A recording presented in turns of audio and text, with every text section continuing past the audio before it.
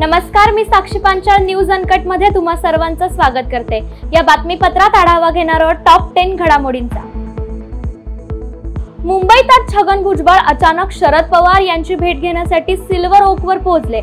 या बातमीने राज्याच्या राजकारणात एकच खळबळ उडाली आहे। छगन भुजबळ यांच्या या भेटीवर आज सुप्रिया सुळे यांनी पत्रकारांना प्रतिक्रिया दिली।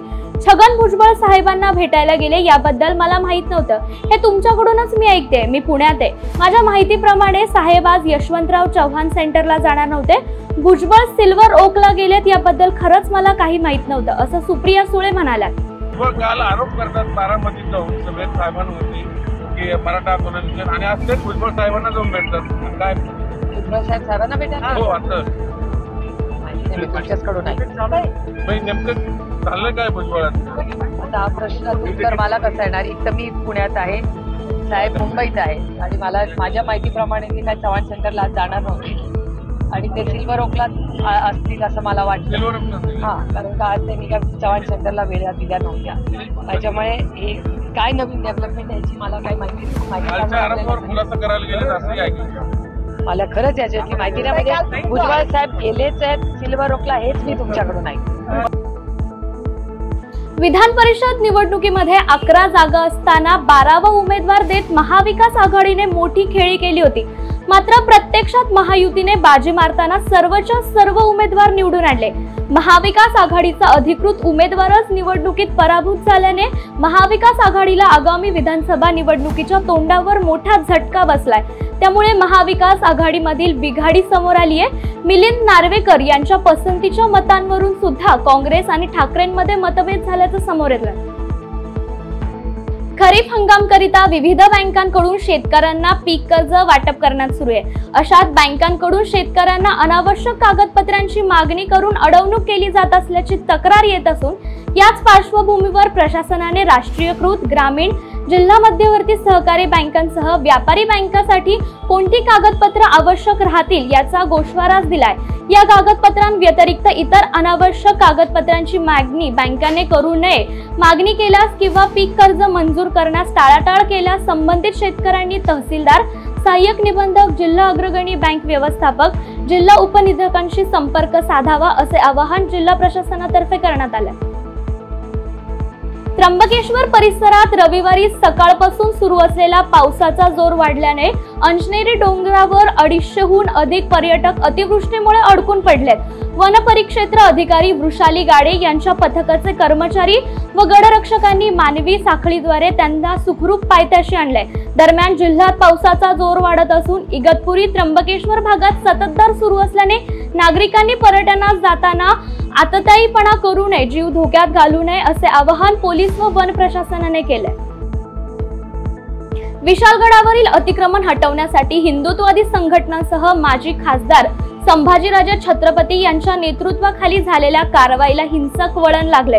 प्रत्यक्ष गडावर पोलिसांनी कोणालाही सोडले नाही, पण त्यावेळी संतप्त जमावाने गडाला लागून असलेल्या गजापुरात काही घर पेटवून दिलेत। दारात लावलेल्या गाड्यांवर तुफान दगडफेक करून काही चारचाकी गाड्या उलटून टाकल्यात। एका घराला लावलेल्या आगीत सिलेंडरचा स्फोट झाला। त्याच घरात अन्य 4 भरलेले सिलेंडर देखील होते, पण त्याच वेळी आग आटोक्यात आणल्याने पुढील अनर्थ टळलाय। या प्रकरणी विशाळगडासह गजापुरात तणावपूर्ण परिस्थिती निर्माण झाली आहे। घटनेनंतर या परिसरातील पोलीस बंदोबस्ती वाढवण्यात आली आहे। राज्यात पुन्हा एकदा मान्सून सक्रिय झालाय। गेल्या 24 तासात राज्यात सर्वत्र चांगल्या पावसाने हजेरी लावली। कोकण, मध्य महाराष्ट्र आणि घाटमाथ्यावर अतिवृष्टी सुरू आहे। या भागाला 15 व 16 जुलै रोजी रेड तर विदर्भाला ऑरेंज अलर्ट देण्यात आलाय। राज्यात सर्वदूर मुसळधार ते मध्यम पाऊस सुरू झाला असून 18 जुलैपर्यंत तो सुरू राहणार आहे। रायगडमध्ये जोरदार पाऊस पडत असून आज रेड अलर्ट जाहीर करण्यात आलाय। काल झालेल्या मुसळधार पावसात अनेक नद्या इशारा पातळीपर्यंत पोहोचल्या असून नद्यांना पुराचं पाणी भाताच्या शेतात शिरल्याने शेताला तळाचं स्वरूप आलंय। यात शेतकऱ्यांना मोठं नुकसान सहन करावं लागणार आहे। दुसरीकडे मुंबई गोवा राष्ट्रीय महामार्गावर देखील चाळण झाली असून नागरिकांना जीव मुठीत घेऊन वाट काढावी लागतेय।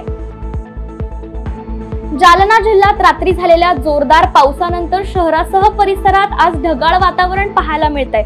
तर आज हलक्या ते मध्यम स्वरूपाच्या पावसाची शक्यता वर्तवण्यात आली असून नागरिकांनी दक्षता घ्यावी असे आवाहन जिल्हा प्रशासनाने केले। दरम्यान काल रात्री झालेल्या जोरदार पावसामुळे वातावरणात गारवा निर्माण झाला असून पिकांना नवसंजीवनी मिळाली आहे, त्यामुळे परिसरातील शेतकरी देखील सुखावलाय। पुणे शहर आणि परिसरात गेल्या 2 दिवसांपासून पावसाच्या मुसळधार सरी पडतायत। पुढील 2 दिवसांमध्ये पुणे जिल्ह्याला हवामान खात्याने पावसाचा ऑरेंज अलर्ट जारी केलाय। जिल्ह्याच्या घाटमाथ्यावर काही भागात आज आणि उद्या अतिमुसळधार पावसाच्या सरी पडणार आहेत, तसंच सपाट भागावर हलक्या ते मध्यम पावसाच्या सरी पडत असल्याने हवामान खात्याने पुणे जिल्ह्याला 2 दिवसांचे ऑरेंज अलर्ट जारी केले। कोपा अमेरिका फायनल मध्ये कोलंबिया आणि अर्जेंटिना यांच्यात चुरशीची लढत पाहायला मिळाली। फायनल मध्ये अर्जेंटिनाने कोलंबियाचा 1-0 असा पराभव केला। यासह अर्जेंटिनाने 16व्यांदा कोपा अमेरिकाचे विजेतेपद पटकावले। याच दरम्यान अर्जेंटिनाचा स्टार खेळाडू लिओनेल मेसी याला दुखापत झाली आहे, त्यामुळे त्याला मध्येच मैदान सोडावे लागले। 90 मिनिटांच्या पूर्ण वेळेत दोन्ही संघांना गोल करता आला नाही, त्यामुळे सामना अतिरिक्त वेळेत पोहोचला।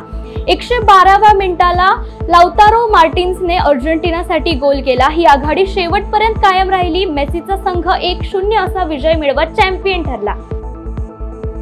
वेळ झाली आहे टॉप 10 मध्ये इथेच थांबायची। तुम्ही पाहत रहा न्यूज अनकट।